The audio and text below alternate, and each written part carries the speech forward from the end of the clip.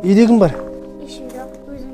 Мамаларың қайда? Больницада. Неге жай ма? Не болды? Ағам ауырып қалып больницаға кетіп қалды. Мамаңа звондап қарашы. Қалай ауырмайды? Мынандай салқын жерде тұрып жатса. Жалғыз қорықпайсың ба? Жоқ.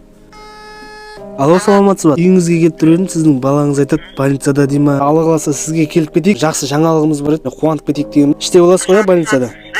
Қалайсың, жақсысыздар ма? Біздер жағдайыңызды біліп, жаңа шошып кетіп келгенбіз ғой. Жатқызайын деп отыр ма, не болды? Жаман жоқ, үйдің ішкен қақап тұр, өздеріңіз көрдіңіздер ғой, салқын жағдай жоқ. Сіз түсініп тұрған қуантуға келдік. Енді аз ол, кішкене аз, енді 2 күнде енді миллион жиналды. Осы отбасын тезірек бір аптаның ішінде үйлі қылайықшы. Бірінші сәби ауырып бастап жатыр. Әрі қарай ана басқаларына не болады? 2 таңдау бар. Әпкеміз сол жерде әрі қарай 7 жыл тұрды дедіңіз ба жаңағы жерде? 8, 9, 10 жыл деп кете береді. Немесе әлім сол ескі үйден жаңа үйге көшірейік, намысымызды оятайық. Ден салудан дым мүмкіншілік болмаса, тым болмағанда видеоны таратайық. Осы отбасын ескі жерден жаңа жерге ауыстырайықшы, Алла қаласа. Барлығы сіздің қолыңызда.